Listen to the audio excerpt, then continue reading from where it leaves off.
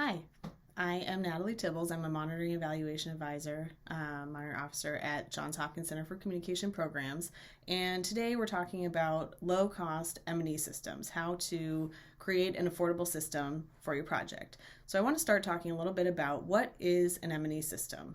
Sometimes we can think about the M&E system as just the database that you are using, but it's actually much more than that. We think about it as the platforms, so the database, data collection, devices, dashboards, etc. The people and the processes that allow you to document the quality of implementation, the outputs you produce, and the outcomes and achievements of your project. So that whole M&E system really is much more than a database. When you think about the people, it's the whole network of participants can sometimes they produce data, they can also consume data. Implementers, data collectors, M&E staff, vendors, partners, anyone who interacts with your data at any step along the way, those are included in a way in your M&E system.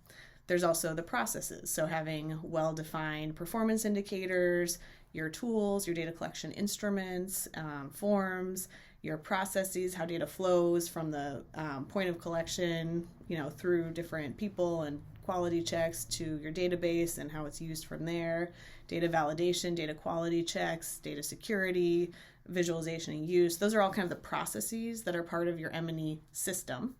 And then, of course, the platform itself. And I want to reframe the conversation a little bit from how do I have the cheapest possible system to what is the lowest cost, or what are approaches for having a low cost system for what I need.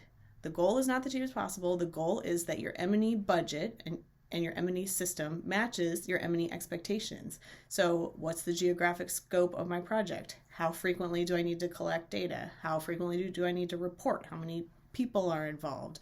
A budget for national, community level implementation with hundreds of devices and people collecting tons of data that you're reporting on or looking at least weekly or monthly, should have a very different budget, even at its lowest cost, than a small geographically localized project that's mostly tracking outputs and people in the office sort of just report the data themselves. And so you have to think about that before you go in with some sort of budget that should match all scenarios. You have to think, what do I need out of the system? What am I doing? What do I need? And then where can I try to reduce costs and have a cost efficient M&E system and free up funding for the project activities. So there's a couple approaches. I'm going to talk today, when you think about, there are ways to be cost efficient in people and processes and platforms. I'm going to talk a little bit about platforms. So one approach to this is to use open source software. So rather than paying a vendor to create a system for you using proprietary software, you use software that people have made freely available, and you customize it or program it or configure it yourself. And this is really great because it cuts cost up front. You don't have a huge contract, that you're paying someone. But there are some kind of considerations around this approach. So you have to think about, do you have the capacity to do that programming and configuration yourself? Are there aspects of it that you can do yourself, but others that you want to pay someone else to do? For example, in a couple projects that I'm supporting, we're using DHIS2, District Health Information System 2, which is an open source software. It's just freely available and you can use it how you need. And there's also an off-the-shelf app that works on Android that you can use to collect your mobile data. And that's really great. It's freely available in the Google Play Store, and we can put it on all the devices that we're using. However, the actual hosting of the cloud-based system, we did not want to invest in doing that ourselves. We felt that it was actually more cost efficient to pay a vendor to host for us, and that's worked out really well.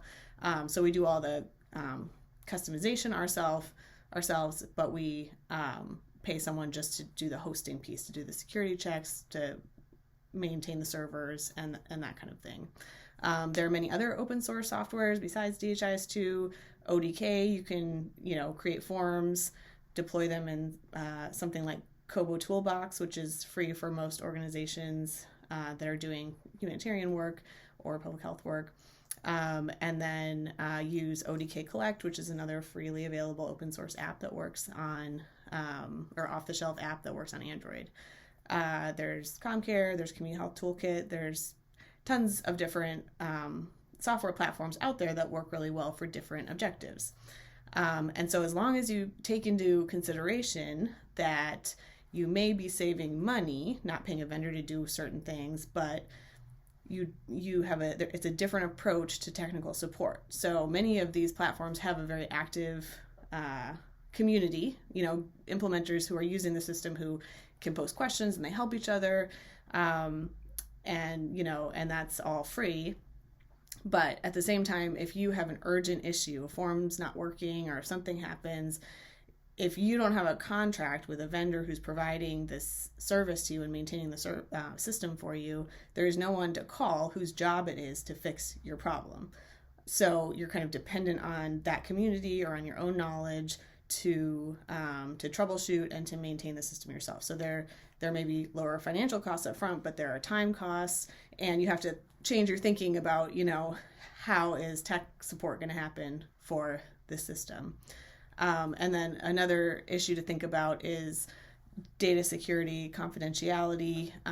If you're not having someone else do that outside of your own office, you need to ensure that you're setting up a system that, especially if you're collecting individual data, fully protects the security and confidentiality of the data in your system.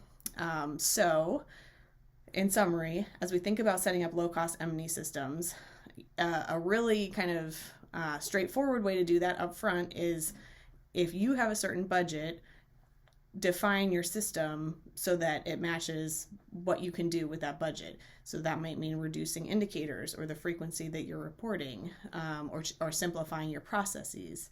And my colleagues will talk about other approaches to kind of this aspect of things. Or it might mean using this open source software, which is really great, but taking into account the time cost and that you will probably need to build your own capacity in-house to meet your M&E objectives. So thanks for listening, and I will pass it on to the next video. Thanks very much.